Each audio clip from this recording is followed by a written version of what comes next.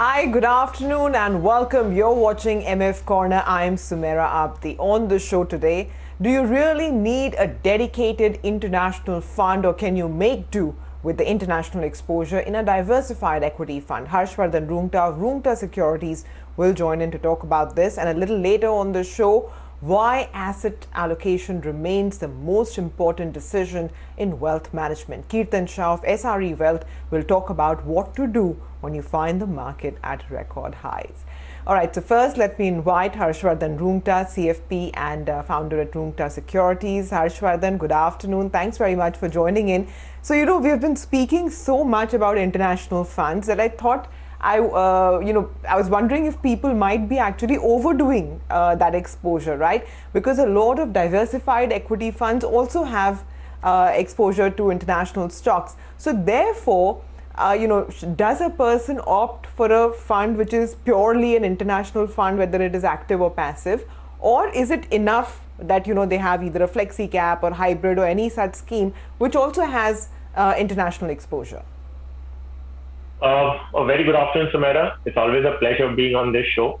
Your question very specific to whether an investor should go in for investing into a dedicated international fund or just make good their international portion through a flexi cap or a multi cap, which is domestic equity fund. To begin with, Sumera, there are about 51 dedicated international funds available at the disposal of investors currently.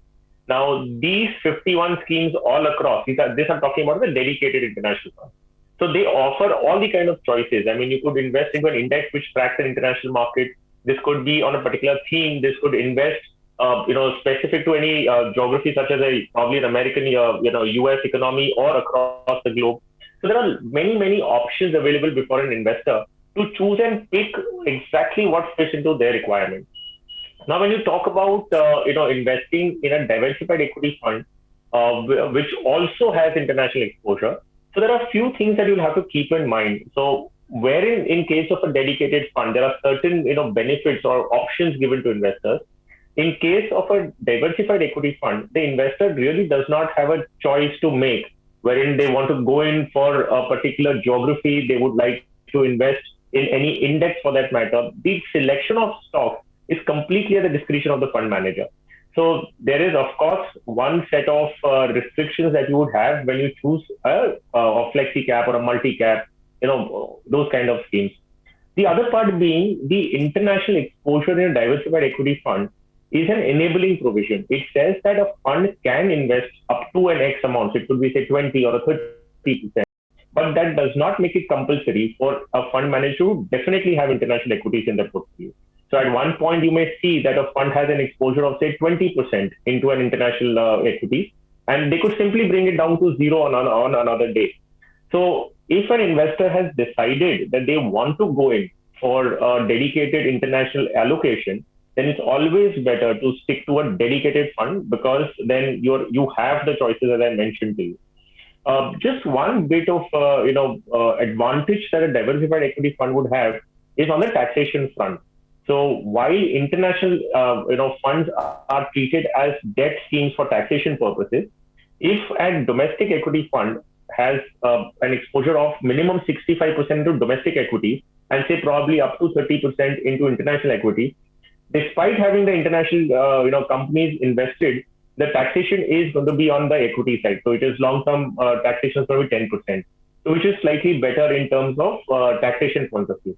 However, if I were to conclude this particular conversation around whether to go in for a dedicated or diversified equity fund with international exposure, my vote really clearly goes for the dedicated international funds.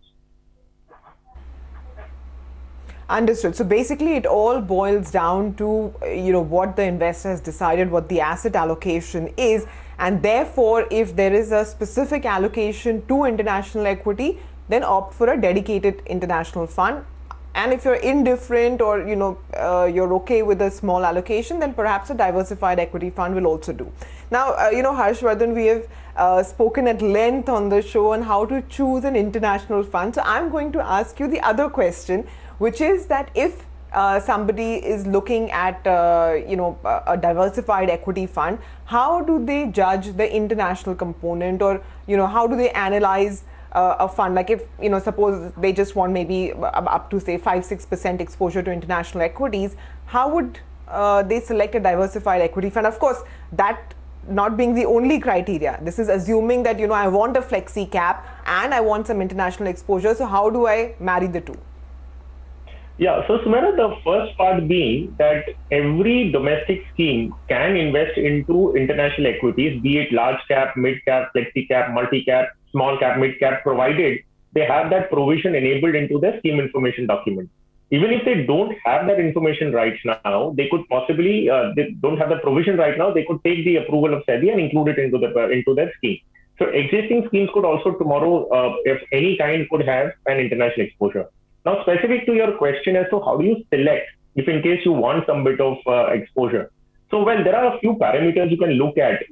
First is that if you're picking up any particular scheme, a flexi cap, for instance, just look at the international exposure. So there is very clearly, you will get to know which are the international companies that they're invested into and what is the percentage allocation.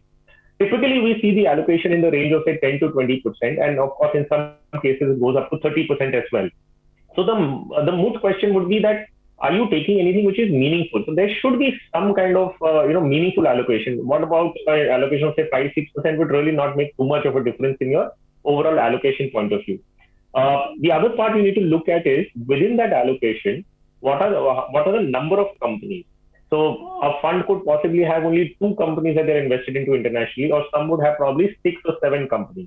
So you would really want to look into which are the companies that you're investing. I can give you an example, like Parag Parikh FlexiCap has about 6 companies that they invest into, and the total allocation of the AUM is about 30%, which goes into international companies.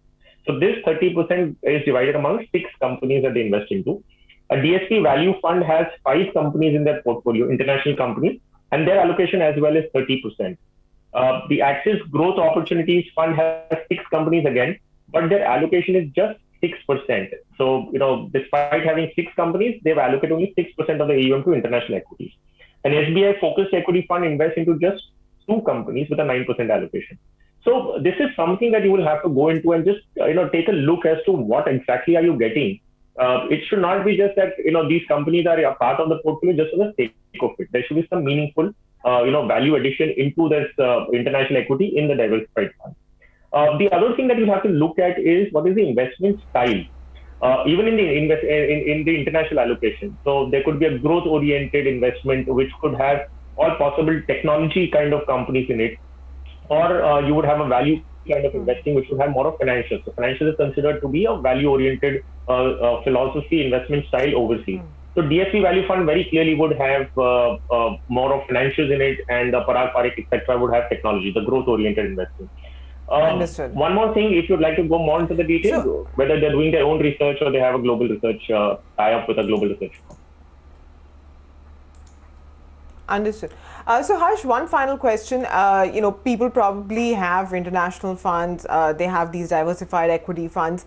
Where do you draw the line? I mean, do you still keep your allocation at 10%, including everything that you have, or is it only for the international funds? No, so when we're looking at an allocation as a part of the asset, so we say that if you're diversifying and keeping 10 to 15% allocated towards international equities, this 10 to 15% will include investing into direct equity, direct international funds, or even as a part of a diversified equity. So, for example, you have say 10% allocated in a dedicated international fund, and 5% comes in through a diversified equity fund, international exposure in those domestic diversified equity funds, then the total exposure is 15%. So you will have to keep an eye on that part as well, that you do not breach that limit that you set for yourself. A slight percentage point here and there doesn't make a difference, but most certainly being within that limitation is better. Another point I'd like to just add here is that whenever you choose an international allocation, make sure that you're investing into primarily the large or the mega cap companies, or a fund which tracks an index internationally. So it could be an S&P 500, could be Nasdaq 100, because these would be easier for an investor sitting here in India to even track and monitor. So, the allocation also should be in those areas which you are comfortable with and which you can track and understand. Got it. Harsh, thanks very much for joining in. So there you have it. Once again, everything boils down to asset allocation, and therefore the choice of whether you want to go for a dedicated fund or a diversified equity fund, which may also have international exposure, once again depends on what you're looking at targeting. With that, a quick break. On the other side, we're going to scratch this point forward, and we'll talk with Kirtan Shah of SRE Wealth about why asset allocation remains the most important decision in wealth management.